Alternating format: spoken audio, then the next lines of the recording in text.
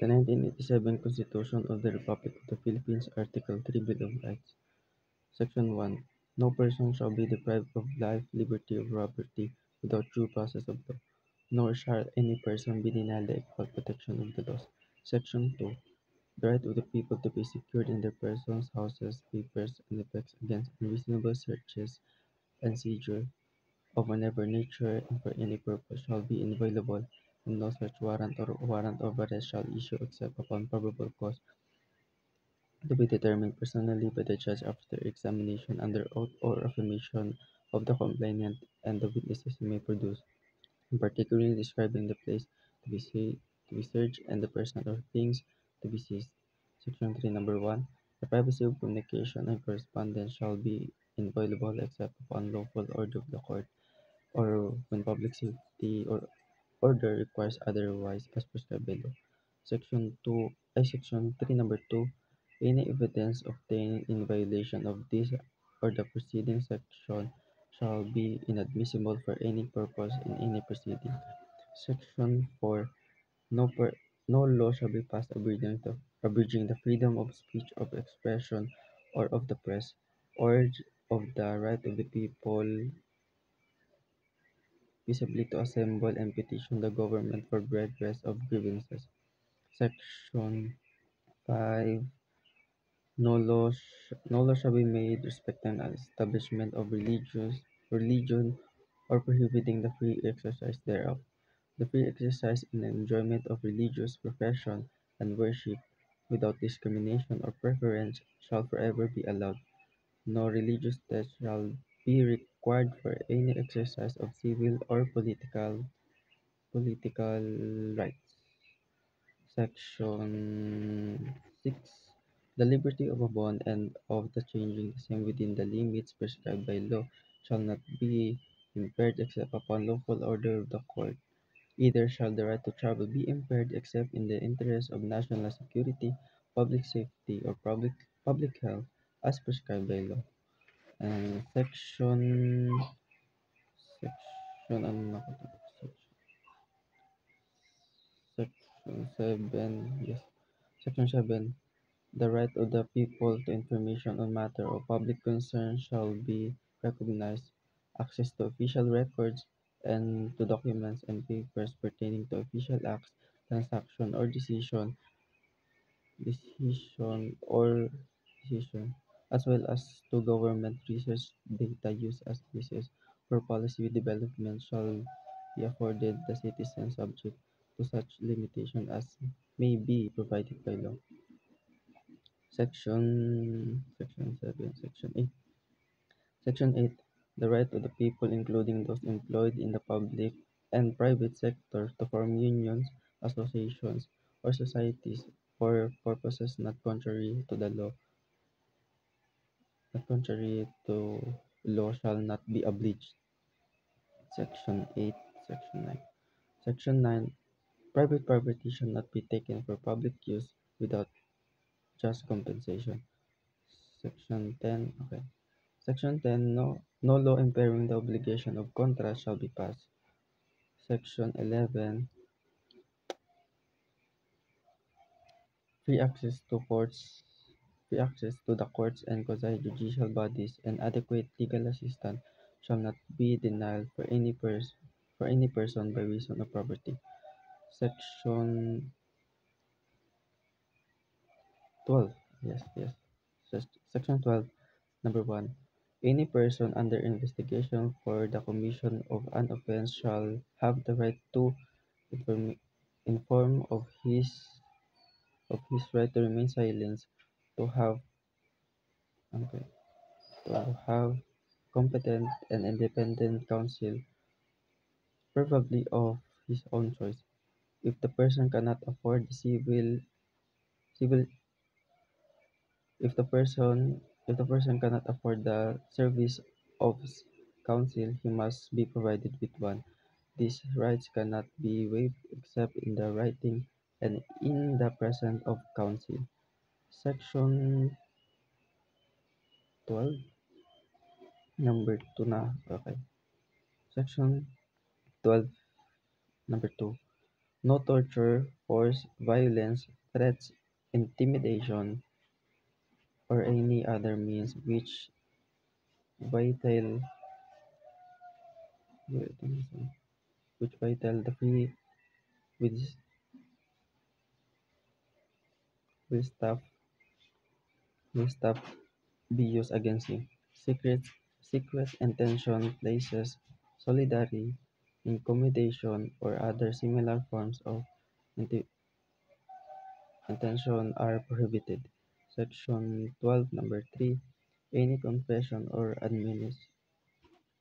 admission obtained in violation of this section 17 thereof shall be inadmissible in evidence against him. Section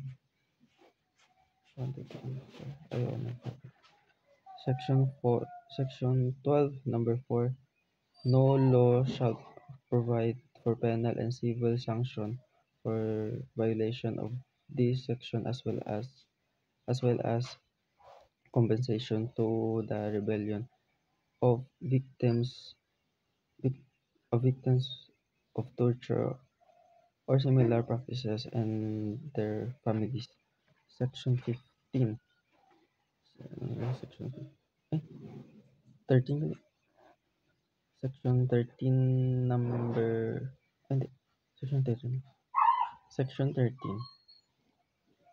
All persons except those charged with offence punishable by reclusion perpetua when evidence of guilt is strong shall before conviction be bailable by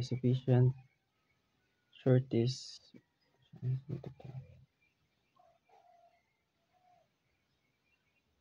sureties or be released on recognized as may be provided by law. The right to bail shall not be impaired even when the privilege of the writ of habeas corpus is suspended. Exercise bail shall not be required. Section 4 number 1 Section 14 gali 14. Section 14 number 1. No person shall be held to answer for a criminal offence without due process of law. Section 14 number 2. In all criminal procedure in all criminal procedure the causes shall be presumed innocent until the contrary is proven and shall enjoy the right to be held by himself and counsel, to be informed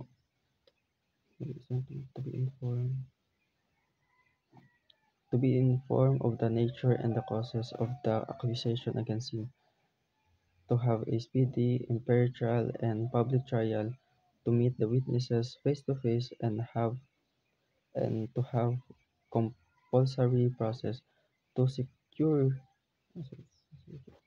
to secure an attendance of the witnesses and the production of evidence in his behalf.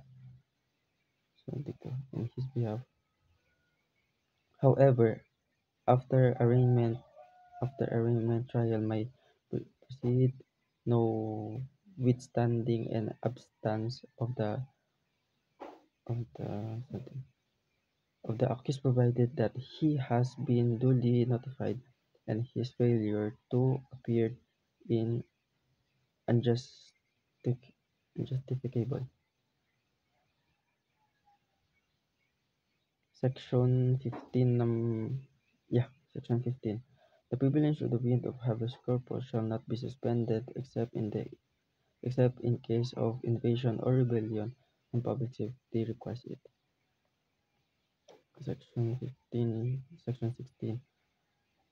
Section 16. All persons shall have the right to a speedy disposition of their cases before all judicial, quasi-judicial, or administrative bodies.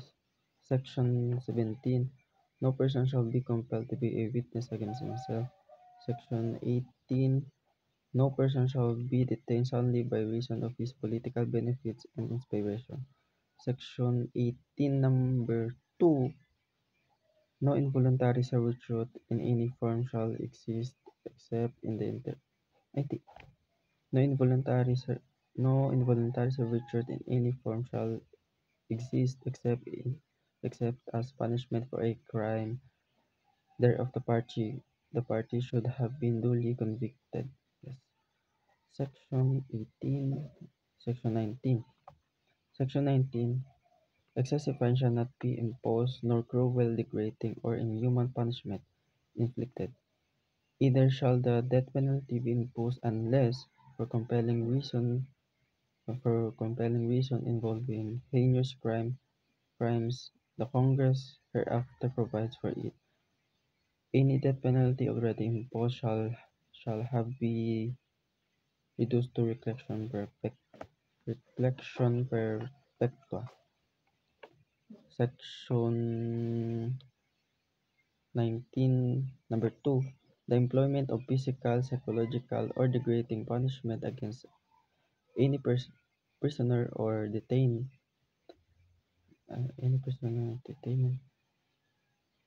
or the use of substance or adequate penal facilities under subhuman conditions shall be dealt with by law. Section 19. 20. Section 20. No person shall be imprisoned for debt or non-payment of a poll tax. Section 20. Section 21. Section 21. No person shall be twice put in jeopardy of punishment for the same offence, if an act is punished by a law or ordinance, conviction or acquittal under either shall constitute a bar to other prosecution for the same act. Last one is Section 22. No ex post facto law or bill of attainder shall be enacted.